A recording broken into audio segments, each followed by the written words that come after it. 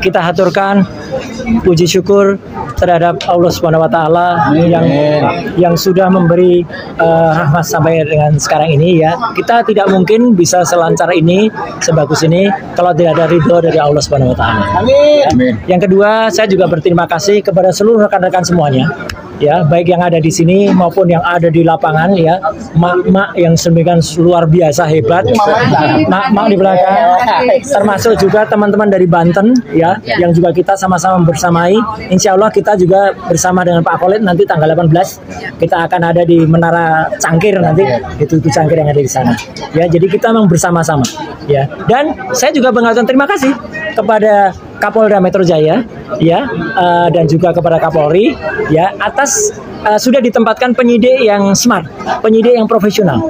Jadi penyidik yang smart, penyidik profesional memang mengerti apa yang harusnya ditanyakan dan mengerti apa maksudnya surat undangan. Jadi yang menarik adalah saya tadi didampingi Mas Nedi ya, kemudian didampingi Pak Yaya, didampingi apa namanya lain ya, Pak Ristan, saya malah lupa ya, di depanku malah lupa ya, gitu. Kami tadi menjawab semua pertanyaan dengan bagus ya, gitu. Yang perlu dijawab ya kami jawab. Kenapa saya bilang yang perlu jawab? Satu ya, dalam surat undangan ya, jadi bukan surat panggilan. Surat undangan itu kami diundang dan ternyata di situ dijelaskan pelapornya adalah yang disebut di situ tulisannya IRH Joko Widodo. Tapi menariknya terlapornya nggak ada. Jadi karena terlapornya nggak ada, kita perlu bertanya dong.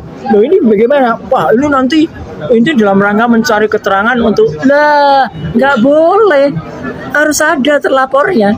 Kenapa? Ya karena kalau nanti ternyata kami ini dijadikan saksi dan ternyata terlapor itu ada hubungan keluarga dengan kita, ya ini prinsip hukum, dan ternyata hubungan keluarga itu ada 2 tahap di atasnya atau 2 tahap di bawahnya, maka kita nggak boleh jadi saksi karena saudara.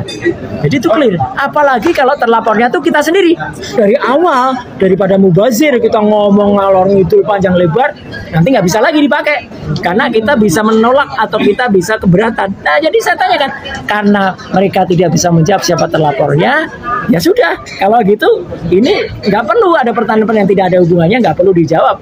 Tuh. Yang kedua, di situ ditanyakan juga ada peristiwa yang sangat spesifik, yaitu pada arah harinya nggak ada, tapi itu pada hari Rabu tanggal 26 Maret 2025. Lokasinya ditulis Jakarta Selatan. Salah. Itu salah juga sebenarnya. Jadi harusnya lokasinya tempat lain. Menurut informasi saya nggak tahu. Dan pada saat peristiwa itu kalaupun ditanyakan, ya saya akan jawab, saya pada saat itu tidak berada di situ. Ya, saya berada di tempat lain, di rumah makan di daerah Kemang. Dan saya bersama komunitas PPMKI ya, gitu, Perhimpunan Penggemar Mobil Kuno. Jadi kok ada hubungan sama sekali, jadi nggak perlu itu ditanyakan kalaupun ditanyakan ya. Dan yang ketiga adalah disitulah yang ini harus hati-hati teman-teman semua, diselundupkanlah pasal-pasal yang tujuannya sebenarnya bukan untuk ini. Pasal-pasal itu untuk transaksi elektronik ya, orang transfer 1.000 ditulis 10.000 ya, dia bisa kena pasal 32. Orang tidak punya, belum lihat ijazah asli, terus dia posting, kemudian dia tulis ini ijazah yang asli gitu ya kan, buat supaya apa, liburannya tenang.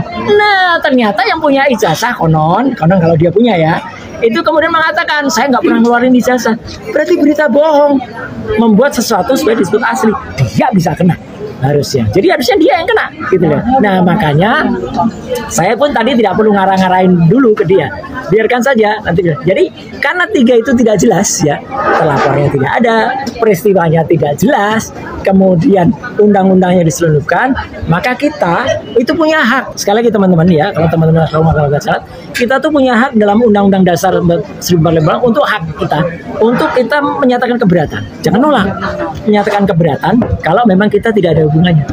Nah itu namanya kita smart. Kita tidak membebani penyidik dengan dia harus buat keterangan yang panjang kali lebar sampai dengan malam hari, padahal itu nggak ada hubungannya. Ya kan, ngapain aja gitu loh, nggak usah. Itu namanya kita menjadi mengorbankan diri kita sendiri atau menyiksa diri kita sendiri.